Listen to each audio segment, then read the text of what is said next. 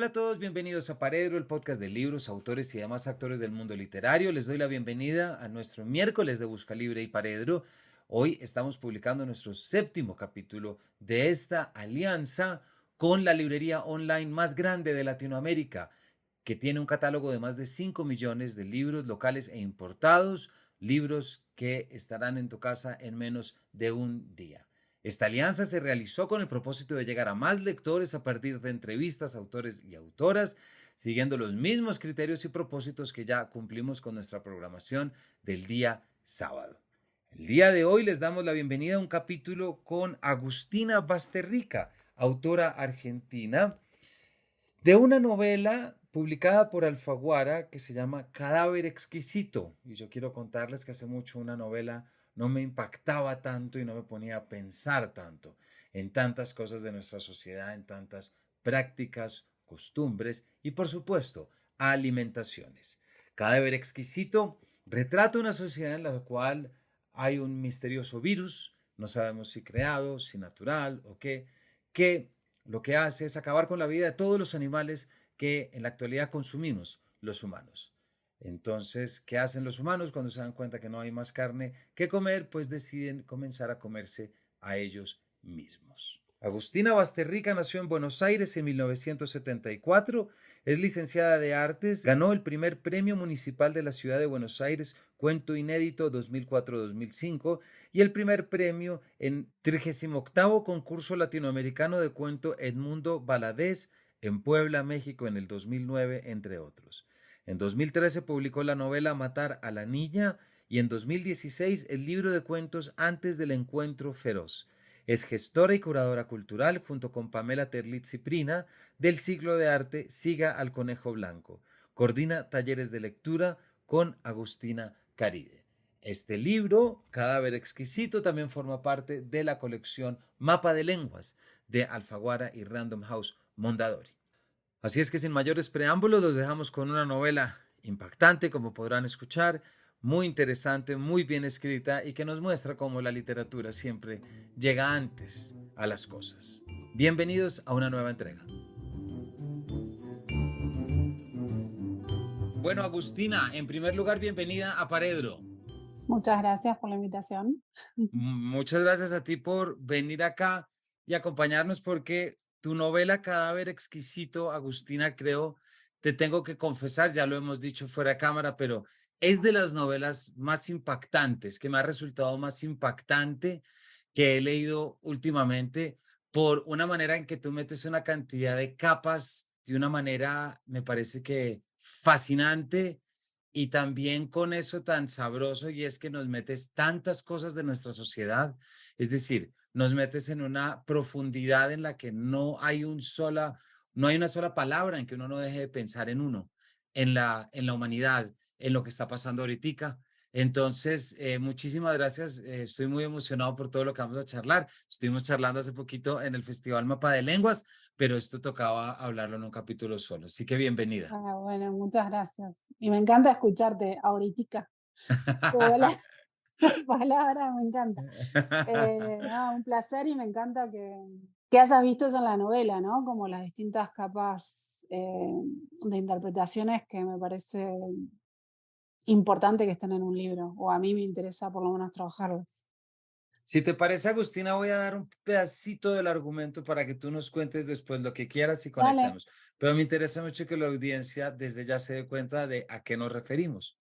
dale. De repente hay un misterioso virus, no se sabe quién, de dónde viene, no se sabe qué es, no se sabe si es producido o no. Pero este virus de repente lo que hace es que no ataca a los humanos o los ataca por el lado, digámoslo de alguna manera, sino que lo que hace este virus es que le da muerte prácticamente a todos los animales de los cuales consumimos carne, es decir, lo bovino, vacas, corderos, ovejas, pollos. Y queda ese momento en el que los humanos no tienen qué carne comer. Y ahí es donde toman una decisión. Y me gustaría dejar la respuesta a ti y que nos cuentes en qué momento se te Sí, ocurre que tomen esa decisión y cuéntanos cuál es. dale. Igual yo siempre aclaro que el virus de la novela es un supuesto virus porque está cuestionado en la novela. No se sabe si es real o no, y es el lector el que tiene que decidir si es real o no, ¿no? Porque también me gusta trabajar con esa ambivalencia. Bueno, y a partir de este virus se legitima el canibalismo. O sea, se empiezan a faenar humanos en frigoríficos y empieza a consumir esa carne. Y el protagonista, Marcos Tejo, trabaja en un frigorífico donde se faenan humanos y va al criadero, donde se crían humanos comestibles, y el dueño del criadero le regala una hembra para que faene o para que críe. En Argentina es muy común que te regalen, no sé, un ternero, ¿no? Para que, no sé, lo mates y hagas un asado o lo tengas ahí, lo críes. Entonces esto replica un poco eso y ahí empieza la novela, o sea, es el protagonista que tiene una mujer desnuda en su galpón. No, pero queda mucho todavía. O sea, que los oyentes no se preocupen que lo que queda es novela, aunque nos hayas dado, Agustina, esta pequeña introducción. Bueno, lo primero, Agustina, que claro que me muerdo la lengua y no debería decirlo en este capítulo sobre este tema, pero ¿de dónde te surge a ti esta idea? Es decir, ¿en qué momento hay algo muy importante? Lo caníbal lo hemos escuchado a nivel metafórico en otros aspectos, ¿cierto? Se nos ha referido a nosotros como caníbales, pero nunca desde lo literal. Lo literal ha sido únicamente coyuntural. El caso en Chile, la película, sabemos de incluso de esos momentos en los que hay personajes que se han visto como sometidos a esto que nos parece a nosotros lo más aterrador. Sin embargo, tú ves la oportunidad de volver literal lo metafórico y tomártelo con toda la seriedad. ¿Por qué no nos cuentas ese momentico, cómo surge y cómo empiezas a tirar de esa cuerda? Voy a decir algunas cosas que ya dije en el mapa de las lenguas, ¿no? Porque la idea surge de un lugar, Sí. ¿no? Y es inevitable repetir. Pero yo la novela se la dediqué a mi hermano, Gonzalo Bastarrica, que es chef. Yo tengo muy buena relación con mis hermanos. De hecho, ahora en este momento estoy, como te comentaba, en la casa de mi hermana, que vive en Brasil. Son los tres, somos cuatro hermanos, somos todos muy lectores, pero Gonzalo lee cosas que yo nunca leería. Y mirá que leo permanentemente, ¿eh? Pero él lee sobre temas bueno, que descubre, que va descubriendo. O sea, hace un tiempo me contó que leyó un libro sobre cómo los impuestos influyeron en la vida de la gente, ¿no? Concretamente, había un impuesto en Rusia a la barba, entonces los que querían usar barba se tenían que poner un cartel, o la gente, bueno, trataba de no usar barba para que no le cobren impuesto, o había un impuesto, creo que en Reino Unido, a las ventanas. Entonces, cuantas más ventanas tuvieses en tu casa, más tenías que pagar, y eso generó un montón de enfermedades, porque no se aireaban los espacios. Bueno, entonces es una persona que lee diversidad de cosas, y en ese momento él estaba leyendo sobre lo que es la alimentación consciente, que es, bueno, esto, tener conciencia de que no es lo mismo comer que alimentarse, ¿no? Creo que Heráclito decía que el alimento tiene que volverse tu medicina, ¿no? Y si vos comes comida, no sé, rápida, fast food todo el tiempo, y eso va a ir erosionando tu salud con los años. Em, y lo mismo pasa, bueno, con la comida de hoy, que está adulterada, ¿no? En algunos países más que en otros, pero tiene pesticidas, a la carne, a los animales que consumimos, les inyectan hormonas, antibióticos. Por ejemplo, en Estados Unidos hay gente que ya el antibiótico no les sirve, o sea, toman antibióticos y no les sirven porque tienen tanto antibiótico que tomaron, que comieron de los animales, que no les hace efecto ya. Entonces, bueno, esto, como los alimentos están todos adulterados y aparte no nos enseñan a comer bien, para que el cuerpo pueda asimilar, ¿no? Cada cuerpo es diferente y cada persona asimila diferente, pero uno también tiene que ir probando.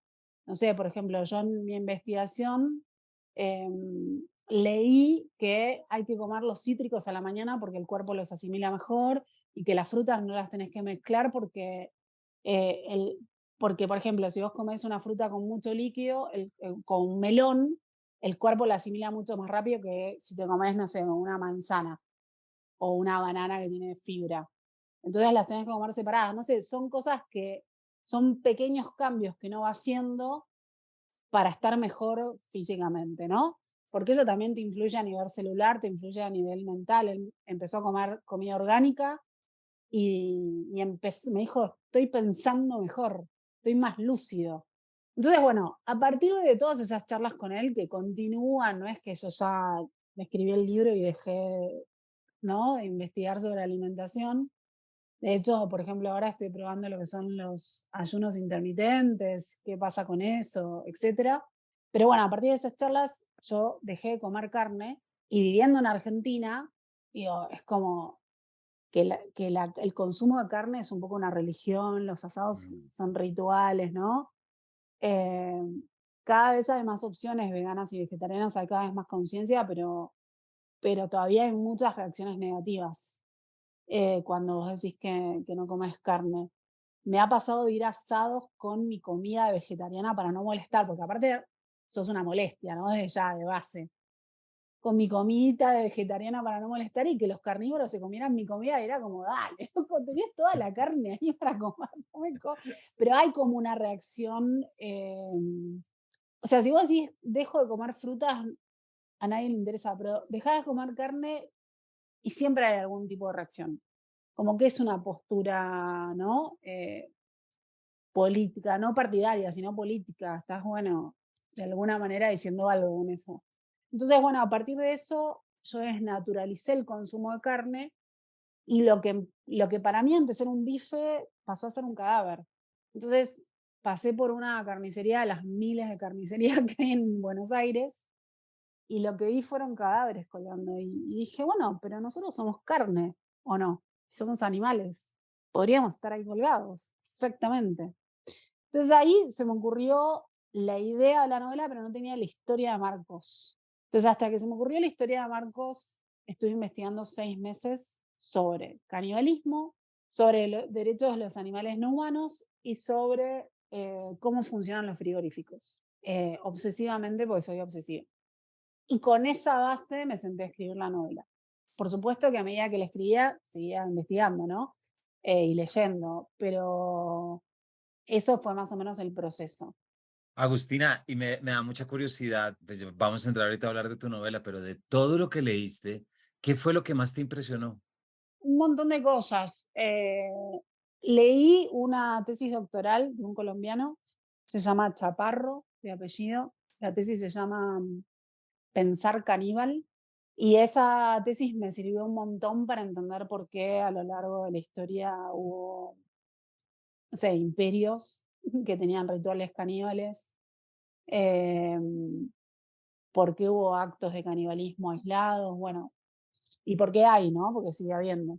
Cada tanto encuentran algún caníbal por ahí perdido, ¿no? En alguna ciudad. Y sí, o asesinos seriales que son caníbales, o, ¿no? Como cada tanto aparecen. Y después hubo otro libro de una em, filósofa argentina, se llama Mónica Cragnolini. Ella da clases en la UBA, en mi facultad, la Facultad de Filosofía y Letras, y tiene un libro que se llama Extraños Animales, que habla de los derechos de los animales desde el punto de vista de la filosofía. Y gracias a ese libro pude pensar, por ejemplo, el final de la novela. Fue Ya. fundamental para eso. Y de hecho después Mónica me escribió que había leído la novela y yo le dije, bueno, fue gracias a tu libro que escribí el final, o sea, así que gracias a vos. Y fue como increíble que me escribiera porque la admiro un montón. Y después sí me impresionó, después también leí ficción, por ejemplo, hay un libro de Juan José Saer, que es uno de mis escritores favoritos argentinos, que se llama El Entenado, que bueno, hay un acto ritual y etcétera. Otro libro que fue fundamental fue un libro de una brasilera, ahora que estoy en Brasil, que se llama Ana Paula Maia, ella es contemporánea, y escribió un libro que se llama De ganados y de hombres, que fue fundamental para entender cómo funciona un frigorífico, porque el libro es, en Brasil, en un frigorífico, las vacas se empiezan a suicidar. Pero te explica un poco todo el proceso de faenado. Y eso fue básico para poder empezar a investigar sobre, sobre cómo funcionan los frigoríficos. Y después sí fue muy impresionante ver un montón de videos sobre cómo matan a los animales. O sea, eso me impactó un montón y leer sobre el tema, sobre esta frialdad además, ¿no? Como hablan de animales que sienten con una frialdad tremenda. Me bajé instructivos de cómo funcionan las maquinarias en los frigoríficos y es tremendo el léxico que usan. Y también leer, no sé, artículos de gente, por lo menos en Argentina, que tuvo que tener licencia psiquiátrica porque no, llega un momento de trabajar en un frigorífico, no lo soportan. No Increíble. soportan estar en contacto con esa muerte permanente, ¿no? Mira que justamente aquí tengo, Agustina, de la página 65. Llega al frigorífico. Es un lugar aislado, rodeado de cercas electrificadas. Las pusieron por los carroñeros, que intentaron entrar muchas veces. Rompieron las cercas cuando no estaban electrificadas, las treparon, se lastimaron solo para conseguir carne fresca. Ahora se conforman con los sobrantes, con los pedazos que no tienen utilidad comercial, con la carne enferma, con eso que nadie comería, excepto ellos. Antes de cruzar la puerta se queda unos segundos en el auto mirando el conjunto de edificios. Son blancos, compactos, eficientes. Nada podría indicar que ahí adentro se matan humanos. Recuerda las fotos del matadero de Salamone que le mostró su madre. El edificio está destruido, pero la fachada sigue intacta, con la palabra matadero como un golpe mudo. Enorme, sola, la palabra se resistió a desaparecer. Bueno, creo que con este pedacito muchos ya se van a dar una idea, Agustina, pero te quisiera preguntar algo. Ya nos acabas de contar, digamos, como toda esa parte técnica que tuviste que visitar, ¿verdad? Para saber esa realidad. Pero, ¿cómo empezaste a manejar? Bueno, y no sé si por las influencias literarias que ya nos estás diciendo, pero ¿cómo empezaste a manejar ya la creación del espacio? A mí hay algo que me suena mucho, pero que no es exacto. Me lo vas a entender, creo que también lo hablamos aquella vez. Yo veo un parecido con Mugre Rosa de Fernanda Trías, por ejemplo. Obviamente porque hay una cuestión de comer, ¿verdad? Y hay algo que se mete al cuerpo, pero hay algo, no sé, en el ambiente, en la atmósfera general, cómo se describe, algo me suena, no sé si estoy en lo cierto o no, es decir, Es que hay libros, y no digo que te hayas influenciado en ella, no, pero no, te porque no quiero la preguntar, leí antes, ah, no, no ni la siquiera la había, leíste. o sea, la leí mucho después. No sé cuándo se publicó, además. Creo que se publicó 21. después. Debió haber Claro, sido yo en lo publiqué noviembre. en el 2017. No, y claro, y tú eres de... Sí, no, es que no estaba pensando en relación directa, No, estoy pero pensando en imaginario. Si no, nos mira, cuentas hay veces eso, que hay libros que dialogan y vos por ahí no lo leíste o la persona no te leyó y están dialogando. Me exacto. pasó con un poemario que leí no hace tanto, que lo tengo en Instagram, ahora no me acuerdo el nombre, por supuesto, pero se los digo rápidamente, de una argentina. Fui a la Feria del Libro a dar un taller y ella me dio su poemario, lo leí, me fascinó. Se llama Los fósiles sueñan con el deshielo de Gabriela Rapkowski. Eh, y lo leí y dije, este libro habla de mi nueva novela que todavía no se publicó y yo lo acabo de leer y la novela está siendo corregida por los correctores y es como, parece como que ella me leyó o yo la leí o como hay temáticas que trata, que yo trato en la nueva novela y no había manera de saber. También me pasó que me escribió una lectora diciéndome que mi libro dialogaba mucho con una película que ahora no me acuerdo, que transcurre en un frigorífico, no me acuerdo el nombre, y no me dijo que dialogaba, me quiso hacer entender como que la película había plagiado mi libro o viceversa. Y no había manera, porque la película se había hecho, no me acuerdo si en Finlandia o en un país que era imposible verla si no, digamos, y se había como presentado al mismo tiempo que yo estaba publicando mi libro, ¿no? Entonces, eh, no sé, a veces pasan esas cosas, que hay gente que está tratando los mismos temas, ¿no? Que captan el aire y que por ahí se publican. Mirá lo que pasó con la película Los Otros y la película Sexto Sentido. Son dos películas que un poco Mm. hablan de lo mismo y se estrenaron un poco al mismo momento, Claro, no, no. ¿no? Es como, Es que a a veces eso pasa. voy, exacto, a eso voy. No, estaba hablando era de eso, de hay algo en el ambiente en que está, porque fíjate, tú Claro, ahorita nos contabas, por ejemplo, las otras películas en las cuales, o en las otras obras en las cuales el canibalismo puede aparecer. Reconociendo el tema literario, digámoslo así, yo siento que en el tuyo aparece de una manera diferente, ok. diferente. Bueno, porque a mí lo que me interesa, o sea, esto, ¿no? Los temas los trata un montón de gente, un montón de artistas, un montón de escritores, escritoras. O sea, ya te digo, canibalismo, hay un montón de libros sobre canibalismo ficcionado, ¿no? Ficcionalizado. Pero lo que a mí me interesa, o lo novedoso, o lo que puede aportar algo, o lo que puede enriquecer, es la manera en que lo tratás a ese tema, es el cómo lo tratás. Ahí está todo, porque vos podés Exacto. contar la misma historia de maneras completamente Sí, diferentes y en algunas va a funcionar y en otras no va a funcionar. sí. Entonces depende del narrador que elegís, depende qué registro vas a usar. Bueno, para mí la literatura, todo lo que escribo, tiene que ver con una cuestión casi milimétrica, Claro, eh, de que no es lo mismo poner una palabra que la otra, sí. ¿no? Entonces eso intenté trabajarlo en Cadáver Exquisito. Por supuesto, para mí siempre es un borrador un libro porque siempre lo quiero corregir. Vos estabas Es, leyendo ese fragmento y exacto. yo pensaba, ay, acá le quiero corregir no sé qué, como, y que no me voy a obsesionar, pero ya quiero corregirlo todo, ¿entendés? Claro, Em, pero bueno, yo elegí trabajar con Cabaret Exquisito, que igual hay una parte del proceso que es intuitiva, que no es algo que estoy pensando racionalmente, voy a hacer esto así, no me armo, no sé, planos y cosas, sino que lo intuitivo surge para mí de todas las lecturas, todo lo que yo voy pensando, porque yo voy como conviviendo con la novela y los personajes en el día a día.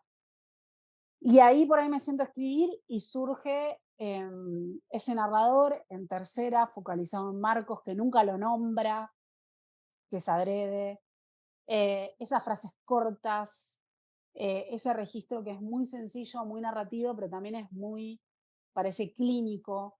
eh, y yo no siempre escribo así.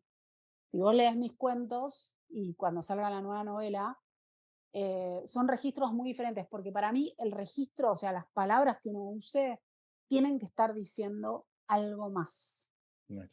Entonces, si vos lees Cadáver Exquisito y tenés este ritmo que es así cortante, con las frases cortas, bueno, yo te quiero dar un mazazo en la cabeza todo el tiempo, ¿no? Sí, Eh, y con la nueva novela hay un registro mucho más poético, que también está diciendo cosas. Y con los cuentos pasa lo mismo. Entonces, no escribo siempre igual. El claro, tema es que, bueno, no tengo tantas novelas publicadas como para decir, bueno, mirá la diferencia, pero sí lo ves muy claro en los cuentos. claro. A mí hay algo del registro que utilizas, Agustina, y que me parece que también recuperando esto que dices, las historias se pueden contar de mil formas, dependiendo del estilo y de la forma y de la técnica. Pero es que con tu novela me pasó una cosa y te la quiero preguntar, y es que normalmente cuando uno tiene el tema del canibalismo y se lo puede y lo puede pensar, digámoslo. Me parece, no sé, te lo comparto a ver cómo te suena.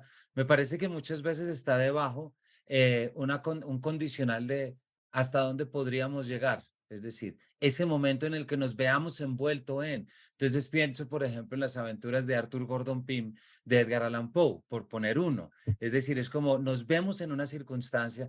¿Qué pasaría si nos vemos allá? Qué haríamos allá? Pero a mí lo que me pasó con tu novela es que no es pensar en qué haríamos si llegáramos allá, sino a qué hemos llegado ya en la actualidad. Entonces Ujú. ahí hay una diferencia por lo que no puedo leer tu novela como la leería de otra manera el trabajo con el canibalismo, porque es que hay algo, y también yo te lo comentaba, pero pues no importa, hay algo que a mí me sorprendió mucho y que me puso a pensar mucho en lo humano en tu novela. Y es que, listo, se acabó la carne animal, no hay más. Ujú, Podríamos dejar de comer carne si no hay claro, más. No, esa no es una solución. La solución es que nos no. vamos a empezar a comer a nosotros mismos. Y esto también lo mencionábamos, pero hay un tema de extractivismo que me parece y de agotamiento que me retumba siempre que leo en la novela. Entonces, como un poquito para cerrar este comentario, Agustina, cuando tú terminaste de leer tu novela, ¿qué impresión tenías de lo humano? ¿Con que quedaste con algo nuevo que no supieras antes?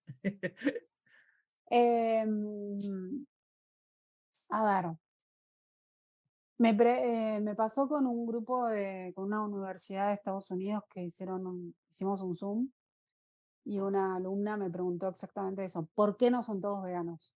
Y yo le contesté, bueno, ¿por qué la trata de personas sigue siendo el tercer negocio más rentable del mundo? Porque la humanidad no va hacia el bien toda junta, en bloque, y deciden, ¿no? Sí, sí. Por ejemplo, no destruir el planeta. No, hay intereses y hay gente con poder, con intereses, y va a tratar de imponer su interés. ¿Por qué vivimos en el patriarcado? Que si te lo pones a pensar es una locura. Porque hay gente que le parece que es así y que está bien y que siguen perpetuando el sistema. Y digo gente, no digo varones, mujeres también, personas que quieren perpetuar el sistema, que les sirve, que de alguna manera están convencidos de eso. Yo como feminista pienso, esto es un horror, no tiene sentido que las mujeres y las minorías o las disidencias seamos consideradas menos. Digamos, es una locura si te lo pones a pensar. O el racismo, es una locura si te pones a pensar que haya gente que se la discrimine por el color de piel. Pero bueno, sigue pasando. Siglo XXIII sigue pasando. Siguen matando a mujeres, las siguen violando. Y bueno, ¿y por qué no estamos yendo al camino de la no violencia y la paz eterna? Porque es parte de la condición humana, que obviamente yo creo que vamos evolucionando a pesar del horror y la violencia y toda la oscuridad del mundo, porque, bueno, como feminista también reconozco que hace no tantos años no podíamos votar, no podíamos manejar nuestro dinero, no podíamos estudiar, no podíamos escribir libros, o si los escribíamos teníamos que publicarlos con seudónimo, y hoy eso está cambiando. Todavía sigue habiendo un montón de discriminación y machismo, digo, pienso en el campo literario, ¿no? Todavía hay lectores, me cuentan mis amigos libreros, que no compran libros escritos por mujeres. Y si te pones a mirar en tu biblioteca, y es muy probable que tengas un porcentaje mucho mayor de escritores varones que de mujeres. En todas las bibliotecas, porque nacimos en el patriarcado, ¿no? Y está en uno empezar a deconstruirse y decir, bueno, quizás estaría bueno leer cómo piensa la otra mitad del mundo, ¿no? Eh, Así que bueno, por eso es que fue como, sí, y digo, a pesar de haber escrito esa novela, yo confío en la humanidad. ¿Eh? Creo que hay un montón de personas que hacen mucho bien todos los días. Esto lo sé porque, concretamente, porque mi madre es socióloga y creo que lo había dicho, no para las lenguas, esto no sé. Bueno, mi madre es socióloga y yo le corrijo todos los trabajos, todos los PowerPoints, todos los artículos, todas las clases, bueno, todo. Entonces leo, obviamente, todo lo que ella está trabajando y trabajó muchos años con ONGs, que son estas asociaciones no gubernamentales que ayudan, ¿no? A distintas personas, animales no humanos, etcétera, etcétera. Y ella trabajó muchos años con esas organizaciones. Y además ahora se está especializando en el tema de la vejez, ¿no? De poner en valor la vejez, de no discriminar a nuestros ancianos, en definitiva. Entonces, bueno, hay un montón de gente que hace cosas que ilumina la matriz día a día y por eso confío en la humanidad. Pero bueno, también es verdad que no sé, estamos destruyendo el planeta, ¿no? Hay un montón de gente sufriendo. Como decía en el mapa de las lenguas, hay un montón de distopías individuales y grupales. No sé, la gente que vive en los basureros, por ejemplo, en India, ¿no? Si te pones a pensar. Eh, bueno, todos los horrores, pero yo también elijo mirar todo lo positivo. Ujú. Agustina, nos decías ahorita al inicio de cómo precisamente escribes este libro y eres de un país en el que el asado, como dices, tiene una religión. Y esto supone, a mí intento traer un poquito de lo que estoy proponiendo de lo que fue mi experiencia. Mi experiencia leyendo tu novela es que de repente te das cuenta de una cantidad de cosas por mejorar, nociones, percepciones, que es cuando estos momentos tiene estas novelas que nos hace caer en cuenta de ciertos elementos humanos, es decir, de lo Ujú. que hemos decidido como sociedad, de lo que hemos decidido como orden. ¿Cómo ha sido la lectura de tu novela en Argentina? ¿Cómo te ha ido? ¿Ha sido sorprendente? No digo, y esto es muy importante que el oyente lo entienda, tú no escribiste esa novela con el propósito que la gente deje de comer carne, y eso Claro. dejémoslo digámoslo, tan duro como es posible, no, pero Mm. igual llega en un país en el que la gente come Em, carne, y no sí, que mi pregunta sea que entonces el lector ideal sea que vamos a dar de comer carne, no, no. pero lo que quiero es que nos cuentes cómo es ese aterrizaje en la realidad. Sí, está bueno que lo aclares porque sí, yo no me interesa escribir panfletos. Exacto. No, para mí la literatura no tiene que ser panfletaria, no tiene que ser moralista. A veces me preguntan cuál es el mensaje de tu novela. No, no hay mensaje, es, bueno, me interesa que se abran puertas de reflexión, preguntas, discusiones. Eh, Obviamente yo vuelco en la novela todo aquello que pienso, ¿no? Pero intento no ser panfletaria. Y en Argentina fue espectacular porque lo que más orgullo me da es que se da en muchas escuelas, muchas. Yo ya fui a hablar entre ir en persona y hablar por Zoom con casi 70 escuelas. Y no discrimino, no es que voy a las escuelas con recursos privadas, voy a todo tipo de escuela. Escuelas en barrios carenciados, escuelas en countries, escuelas en todas partes, porque me interesa, bueno, esto, tener contacto con adolescentes. Yo cuando fui al colegio, fue un colegio de monjas. Imagínate que no solo jamás hablamos con una escritora, menos con una escritora, no se hablaba de feminismo, olvídate. Y me parece que a mí me hubiese encantado por poder tener contacto con algún escritor, escritora, ¿no? Y además es mi manera de devolver un poco la educación que tuve gracias a la UBA. En Argentina la educación es gratuita. Mi universidad, la universidad que ya nombré, la de Filosofía y Letras, la Universidad de Buenos Aires, es una de las mejores y es gratuita y es como, bueno, mi manera de volver a, no sé, a la sociedad, ¿no? Entonces, bueno, siempre es mi prioridad. De hecho, hoy contesté un mail de una profesora que me pedía hablar de la novela, que ellos están en Salta, que es una provincia que está al norte de Argentina, y hacer un Zoom con los alumnos y alumnas. ¿Y cómo lo están Mm. leyendo los alumnos, Agustina? Perdón, me meto, ¿cómo lo leen? ¿Qué te comentan? ¿Cómo es?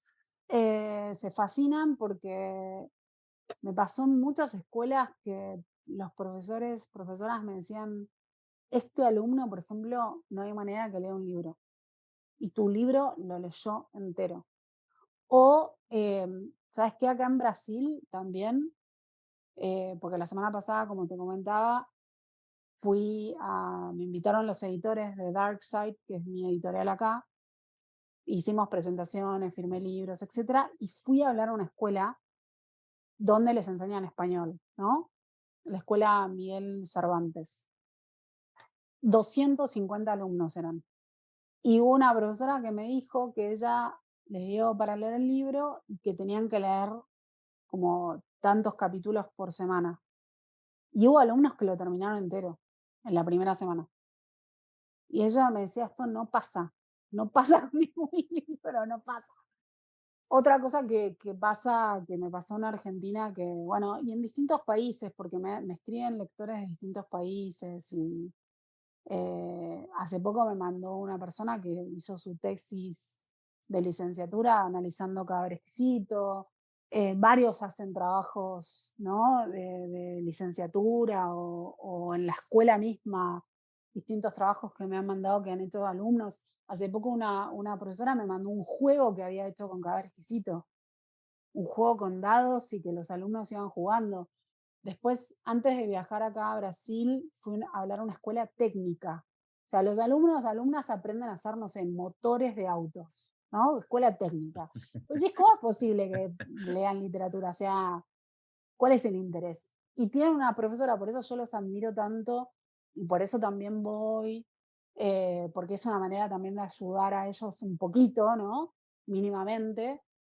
La profesora les daba para leer cosas increíbles, y hicieron juegos, hicieron un juego de preguntas y respuestas en las cuales yo salí tercera, malísimo. La propia autoría salió tercera. Em, Me hicieron un montón de preguntas. Depende mucho también del análisis de cada profesor o profesora, ¿eh? Cómo lo trabajan en el libro. Pero salen preguntas increíbles. Nada, son experiencias alucinantes. O sea, casi el 99% fueron experiencias increíbles. Por ahí una que otra no estuvo tan buena, pero son increíbles. Agustina, ya, bueno, el tiempo se nos empieza a acabar, pero hay algo que me gustaría preguntarte y es que me parece que es muy difícil no quedar, y esto pues me lo vas a oír y la audiencia va a decir mucho exagerado, pero me parece muy difícil no quedar impactado con tu novela. Me parece muy difícil y lo digo como lector, no lo pontifico y no lo, pero me parece y creo que con los ejemplos que nos estás dando de los alumnos y de las escuelas, me parece que estás dando un poquito la razón a la novela. Es decir, ¿por qué? Porque es un tema con el que uno se relaciona, porque ha visto, porque lo tiene al frente y además es un estilo, como nos dices, que atrapa. Pero me intriga preguntarte una cosa. Si tú miras esta experiencia desde afuera, igual como autora, pero también como lectora y como persona, digámoslo así, ¿qué crees tú que estás diciendo que todo el mundo está presto a escuchar? Mira, esto lo dijo mi editora de Alfaguara, que se llama Julieta Goodman, y me parece que resume bastante bien lo que pasa con este libro, que es un libro que quema. La gente lo lee, siente cosas, en el cuerpo hay gente que tuvo náuseas, hay gente que tuvo vómitos, hay gente que tuvo pesadillas, gente que devolvió el libro en las librerías indignada, que eso también es una reacción positiva, porque si un libro te genera todo eso, es que bueno, ¿no? Hay gente que lo deja de leer, pero no lo puede dejar de leer. O sea, lo deja un rato de leer, pero no sigue leyendo, porque quiere saber el final. Y cuando lo terminan, necesitan hablarlo con otra persona. Entonces lo regalan, lo prestan. Y pasa mucho que lectores me dicen, tu libro lo recomiendo todo el tiempo, porque no falla, porque y me pasó en una feria que fui a hablar en la feria de Seiza, que se me acercó una familia, que el más chico había leído el libro, se lo había pasado al más grande a Fantástico. la madre al padre, ¿no? Como todos lo habían leído y no es la primera vez que pasa eso. También me escribió al principio, cuando salió publicado el libro, un chico que me dijo lo mismo. Yo se lo pasé a mi hermano, se lo pasé a mi padre y los tres hablamos del libro en la cena familiar y fue como, wow, ¿no? Entonces creo que es un libro que es muy fácil de leer, entonces la gente que no es lectora y no tiene el hábito de lectura lo lee rápidamente, que engancha, esto es lo que me dicen los lectores, que engancha y que toca uno de los tabúes más grandes del ser humano, que es, bueno, no querés que te coman, básicamente, ¿no?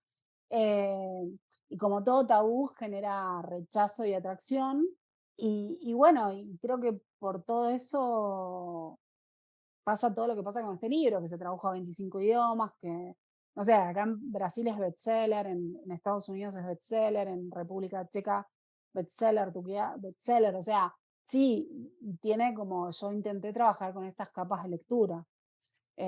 Por supuesto, como te dije antes, ahora Pues ahora lo tengo que releer por partes, porque me piden y uy, acá tengo que corregir todo esto. Pero bueno, ya está. Y además no lo hemos mencionado, Premio Clarín de Novela 2017, ¿cierto, Mm. Agustina? Que también eso lo pone en una circunstancia especial y bueno, creo que con esto que nos cuentas, me parece ya muy difícil que nuestra audiencia no aproveche ya nuestro miércoles de Busca Libre y Paredro porque creo que el final que has dado muestra muy bien todo lo que uno siente cuando se pone de frente con cosas de su propia sociedad que a veces no ha visto desde esa perspectiva, que no ha coloreado con el color que tú coloreas y que no le pone las palabras que tú le pones. Eh, y también es sorprendente, la literatura siempre llega antes a nuestras percepciones y nadie, y la gente no es lectora sino hasta que llega algo que lo sacude. Y, y creo que el ejemplo que pones es que este es un libro para convertir lectores, porque es muy difícil que no haya en verdad algo, un tema tan bien manejado, pero vuelvo de nuevo a esa capacidad que tienes en esta novela, Agustina Cadáver Exquisito, de generar tantas capas en una misma cebolla que es el humano, porque el lector va a ver cuando arranque a leer esto es que todo le suena y todo lo cuestiona. Sí, sí, hubo gente que empezó a leerlo y se horrorizó y después dijo, ah, a ver, ¿cómo sería probar carne? O sea, se ponen como ya naturalizan Sí. y se ponen a pensar, bueno, ¿yo sería la comida o sería el que come? Como...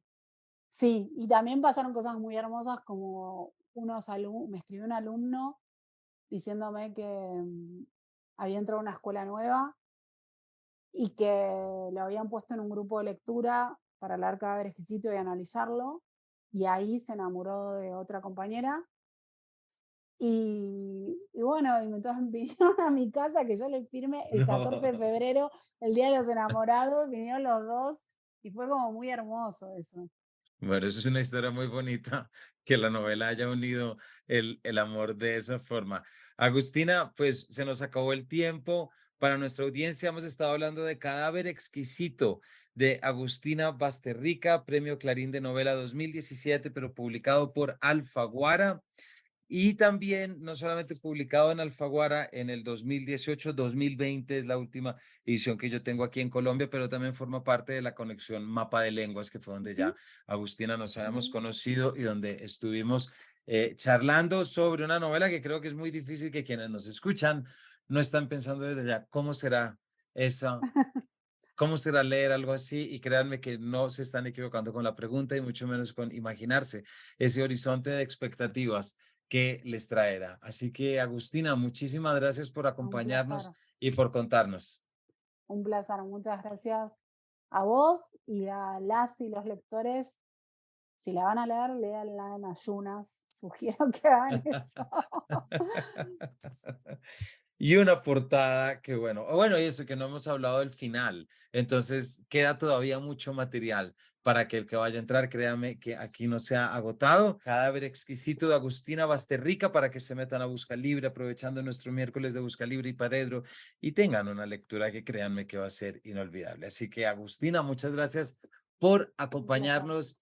Y a todos ustedes, gracias por también por escucharnos y nos vemos en una próxima edición de este Paredro.